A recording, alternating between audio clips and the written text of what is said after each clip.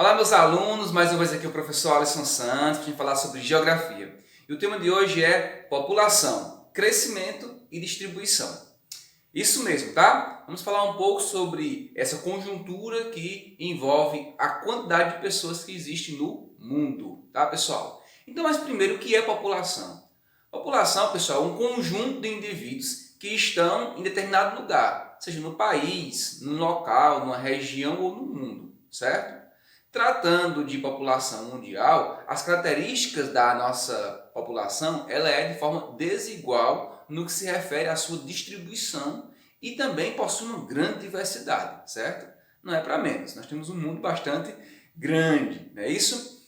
Perceba esse mapa aqui do ano 2015, ele mostra a população, certo? A densidade da população mundial. Olha só, os espaços mais azuis, com os tons mais azuis, mais escuros, possuem uma densidade maior, ou seja, habitante por quilômetro quadrado maior, certo? Enquanto os tons mais claros possuem menor habitante por quilômetro quadrado. E aí você consegue perceber que o mundo, de fato, ele possui uma distribuição, de fato, desigual. Ou seja, existem os espaços com os tons de azuis mais claro, mais escuro, certo? Ou seja, uma maior densidade demográfica, e existem algumas regiões com os tons de azul mais claro, ou seja, uma menor densidade demográfica, certo? No século XIX, pessoal, a população mundial ela era em média de 1 bilhão de pessoas, certo? Já no século XX, aí meados de 1920, isso passa para 2 bilhões de pessoas. Hoje, nós temos em média aí 2021 7 bilhões de pessoas. E há uma projeção, certo? Para que em 2044 a gente tenhamos 9 bilhões de pessoas. Então vocês percebam aí que há um grande crescimento populacional no mundo, certo? Essa tabela aqui, ó, do ano 2017 mostra a relação dos países com mais populosos, certo? Com maior população. Liderados aí pela China, certo? Em sequência, Índia, Estados Unidos e Indonésia. O Brasil aí, ó, está colocado no 5º lugar nessa tabela do ano 2017. Esse mapa aqui, pessoal, olha, mostra a população do ano 2013, certo? E perceba o seguinte, quanto maior for o círculo, maior a população daquele país. Quanto menor for o círculo, menor será a população, certo? Repare bem aqui, no continente asiático, nós temos grande população na China e na Índia, isso relacionado a 2013, tá?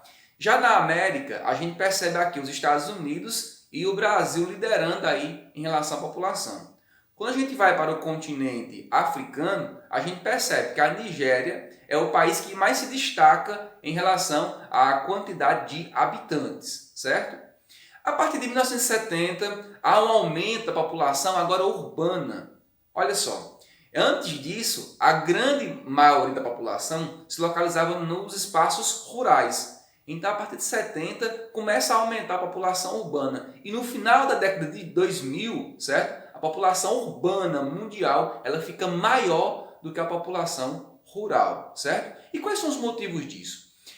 A questão de tecnologia no espaço rural, onde exige menor quantidade de trabalhadores, certo? Ou seja, a mecanização, transformando aí a mão de obra trabalhadora, né? Mão de obra braçal, por máquina, certo? Então isso faz com que as pessoas saiam do espaço rural e vá para o espaço urbano, certo? As cidades, por sua vez, oferecem saúde, educação, oferecem serviços nesse sentido, tá? Que o espaço urbano às vezes não oferece, como por exemplo universidades. Você não tem universidades no campo, né? São raras, certo? E o crescimento industrial também chama as pessoas para o espaço urbano, certo? Então, praticando aí nós chamamos de êxodo rural, certo? Agora um detalhe, as cidades nesse período não conseguem suportar e não suportou a quantidade de pessoas que vieram do espaço rural. E aí acarretou uma série de problemas. Que tipo de problema? Desemprego, as moradias precárias, certo? O aumento, nesse caso aí, da desigualdade social. E isso aconteceu, pessoal, principalmente nos países em desenvolvimento, tá ok? Veja esse mapa, pessoal, aqui, olha, nós vamos perceber a população urbana, tá? Esse mapa retrata único e exclusivamente a população urbana mundial.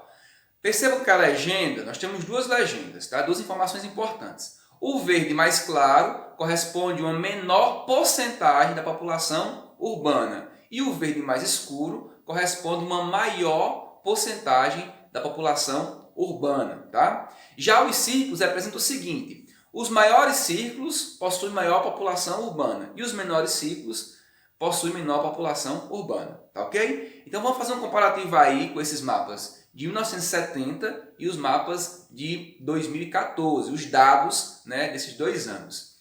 Perceba que em 1970 o tom de verde mais claro, né, ele tinha pouca pessoa no espaço urbano. Então, quanto mais o tom mais claro, o tom de verde, menor quantidade de pessoas no espaço urbano. Já os círculos, eles eram bem menores, ou seja, tinha uma menor aglomeração urbana, certo?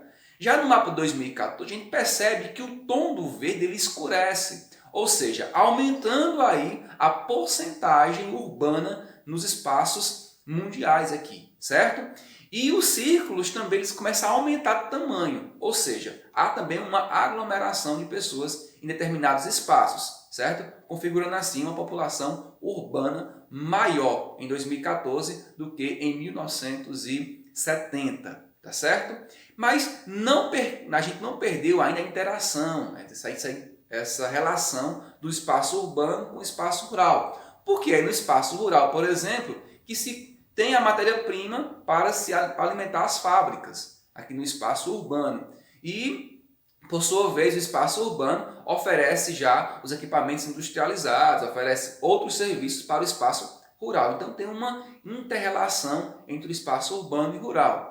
Agora, o campo passou a se modernizar e com isso a mecanização, a questão de fertilizantes, outros produtos químicos, certo? A produção de monocultura, ou seja, a produção de uma só cultura para se especializar naquele tipo de cultura, certo? E a concentração de terra. Só que essa concentração de terra, na mão de poucas pessoas, acaba promovendo a desigualdade social, que isso é muito ruim. E por isso que as pessoas começam agora a apostar, né, na agricultura familiar. Por quê? Para evitar essas desigualdades sociais e fazer com que as pessoas não passem fome. Então, a agricultura familiar é, de fato, uma ação muito importante para que o mundo possa se alimentar. Tá ok? Então, ficamos aqui com mais uma aula do professor Alisson Santos. Falamos um pouco sobre população mundial e sua distribuição, né, ao longo do globo. E é isso, pessoal. Até mais e até o nosso próximo vídeo. Valeu!